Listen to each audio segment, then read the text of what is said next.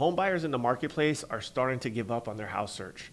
It's become so frustrating over the last year as interest rates more than doubled.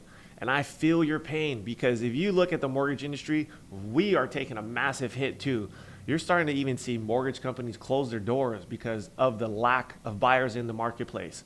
However, that's a good thing for you as a home buyer or a potential buyer, because the more and more people that exit and leave the market or decide not to buy altogether, there are opportunities that are out there for you. You just have to change your mindset and you have to change what you're looking at. Now, I know you might be watching this video and say, well, of course, Sean, you're going to say it's a good time to buy because you're a mortgage lender. You're right, I am a lender. However, I do see deals that get done every single day. In fact, one of my partners here in my office just sent me a text about a house that they put under contract that they are going to flip. They actually negotiated the house down about $60,000 from the seller.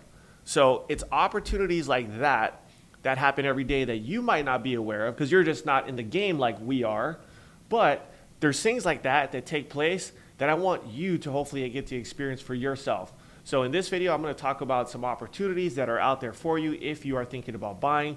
So that way you can put all the noise to the side, let the haters hate, but let's win together. You can see articles like this from Inman News, which is one of the largest publications for real estate.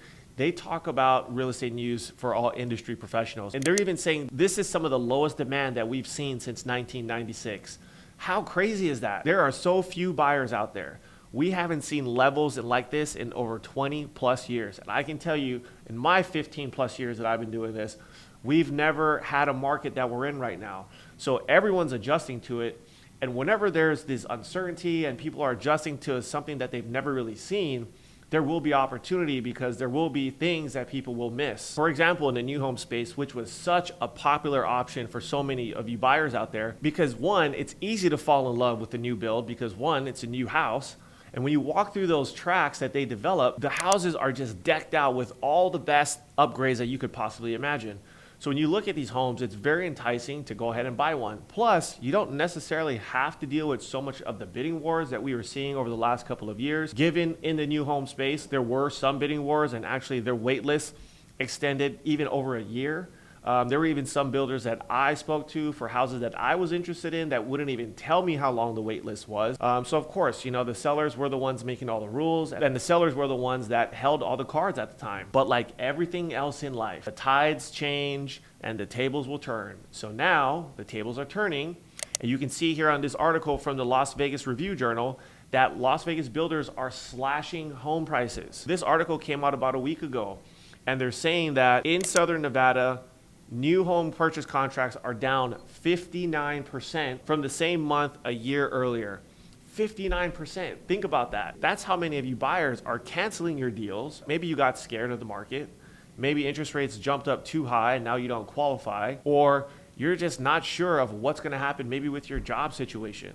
So there's a lot of external factors that are influencing the market right now. But again, there's opportunity there.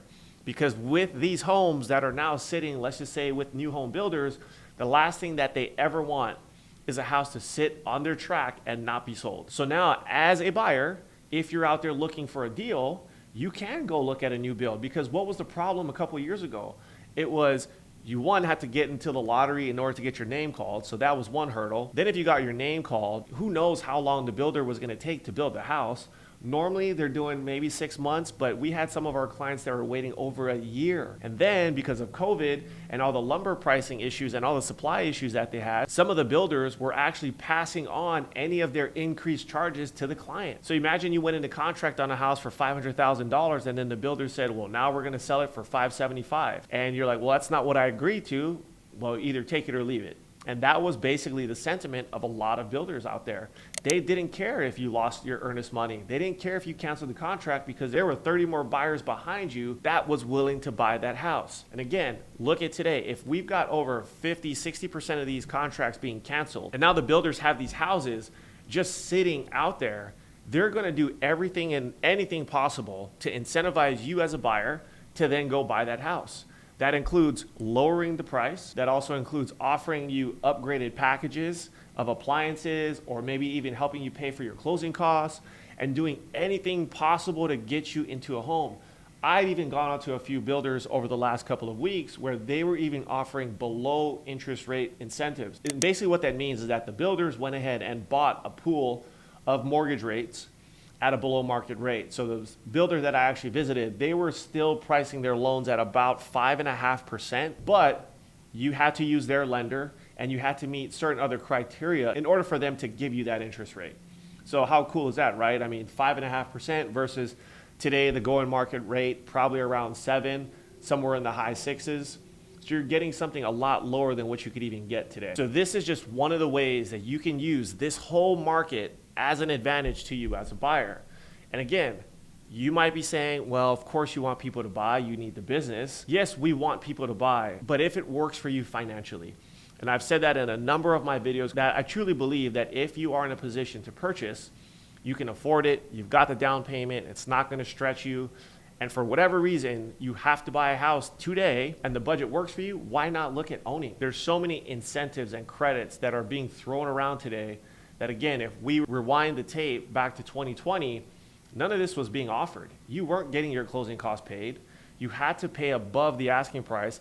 And now if you start to see some of the articles that are being talked about these days, is that home prices are back to where we were back in 2021, 2020. You're even starting to see some of these media outlets start to talk about that people are now in a negative equity position in their homes. But why did we get to a negative equity position? It's easy. When interest rates were in the 2s and 3s, every single person was willing to pay over and above what the house was worth. And why did we do that? Because interest rates were so cheap. But that's just how crazy that the world works.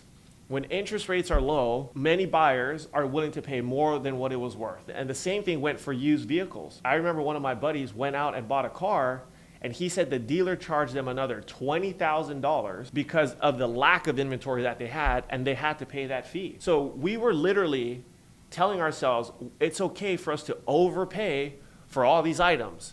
And we didn't once think that, hey, maybe the market's gonna pull back at some point and maybe my house is not gonna be worth as much, or maybe the car isn't gonna be worth as much as what I paid for it. And now that sellers are willing to offer credits and willing to negotiate, just because we're having a slight pullback on values, everybody gets freaked out. Everyone gets spooked that the market's just gonna be this doom and gloom and it's gonna crash. It's so crazy how we think as a society, thinking that now is the worst time to get into the market. And you can see here on this article from Redfin, according to their reports, home sellers gave concessions to buyers in 41.9% of home sales in the fourth quarter. That is a staggering statistic, guys. These are the type of opportunities that you all want. The sellers are willing to talk to you these days. The sellers are willing to offer you credits, help you buy your interest rate down, pay for your closing costs.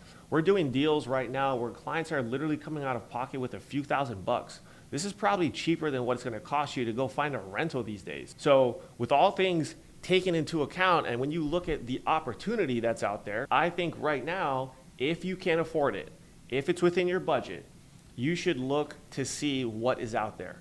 Again, I've got people in my office that are flipping houses right now, getting deals. They talk down that seller, like I said, $50,000. They're gonna make a ton of money on that house. These are opportunities that you could experience, and this is all over the country. Whether you're an investor or you're looking to buy your first house, there's a lot of strategies that are out there, whether you're working with my team or you're working with anybody else in the country. Anyone that lives and breathes this industry as an investor will be able to find you an opportunity. So if you're on the fence, and that's fine, I totally get it. Things are still uncertain because we don't know what's gonna happen in the economy this year. That's okay, but start working on a plan.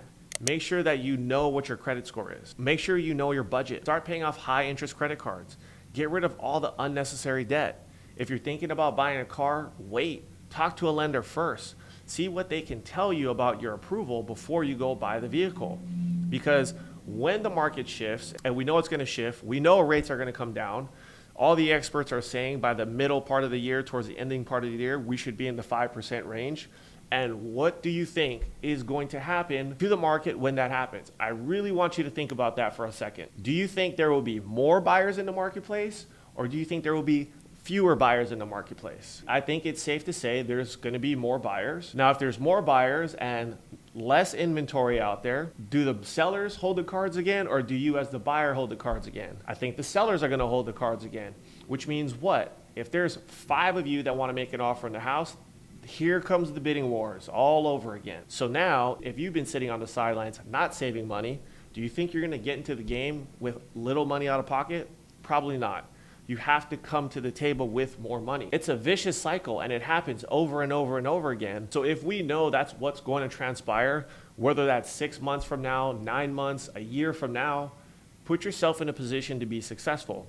And if you know that you're limited on funds, take this opportunity today to figure out where you stand in the marketplace, because this isn't about convincing you to buy or not. This is a financial decision that you've got to make, because the longer you rent, the longer you are delaying your ability to start building wealth. Now, you might have some money in the stock market, great, but what's going to happen to the stock market soon? We all know it's got to pull back. It has to pull back, and it will pull back. We know the market's overvalued. We know things are overpriced. But again, if you're continuously putting money into the stock market, what happens when it drops? Are you going to panic sell, then lose your butt on that? That's going to hurt even more. So take into account the opportunity that's there. Like anything else in life, there's two ways to always look at things. There's the opportunity, and then there's the fact that you think things are going to fall apart. If you think the market's going to crash, you will find every news article online that will validate your point.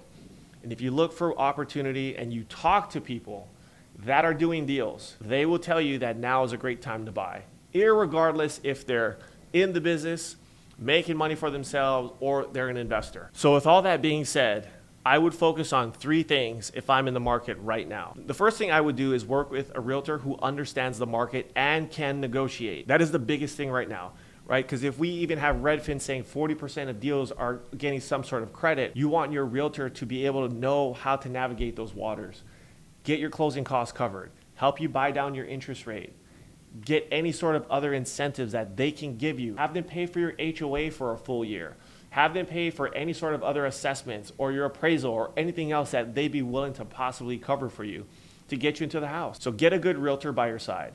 And number 2, ask for everything you possibly can, because nothing's off the table in real estate. If you want that chandelier in the house, you better ask for it. You want those appliances in the house, you better ask for it. Because again, 2 years ago, you couldn't ask for any of that stuff, or you'd have to be willing to pay for it. So why not negotiate like hell today? And the last thing I would do is make sure you stick to your budget. Just because the seller's willing to give you $20,000 to cover your closing costs, that doesn't mean to go crazy and go find a bigger priced home. Stay within your budget, because we don't know when the market's going to shift. We don't know when interest rates are going to come down. Like I said, everyone's got a prediction as to when they think it might happen, but there is no guarantee that you're going to buy today and you're going to refinance in 6 months. Because remember, you have to have the right loan to value in order to refinance. Just because your lender said, hey, don't worry, in 6 months we're going to refinance you out of your loan, that's not a guarantee. You still have to qualify. So if you miss a credit card payment, guess what? You're not refinancing. Or if your loan to value isn't there, you're not refinancing. Or if you change your job, you may not qualify for a refi. So there's a million things that can go wrong that could disqualify you from a refinance in the future. So if that's what your lender's telling you the strategy is, make sure you understand what you have to do in the future to make sure that does happen. Because worst case, you can't refi. Are you okay with the payment today? And if you are, then that's good, because then you can ride the storm out. And if you're not, and you're banking on something else taking place in order for you to get out of the deal, you might put yourself in a bad spot, because that's what happened back in 2008. Everyone that bought a house bought with the intention that I can refinance in 6 months, a year, or I can sell my house and I'm going to make a big profit. But what happened when the market turned? They couldn't qualify for the mortgage because their payments adjusted, and they didn't have the equity to sell, and no one knew what the hell a short sale was back then. So you got stuck, and because you didn't know what to do, and because there were so many people in the business that weren't true professionals, you had no option, and you gave your house back to the bank. So don't make the same mistakes that people made in 2008. We're in a completely different market because you have to qualify today. There is no subprime market that we were dealing with back then, but don't get overzealous with your budget. Don't overspend and put yourself in a bad spot. Now's the time to take advantage of the sellers.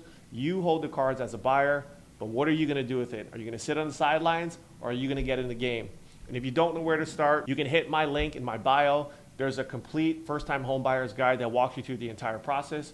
But if you're ready to get the application started, send me an email and my team and I will be happy to help you out. And let's go win the day.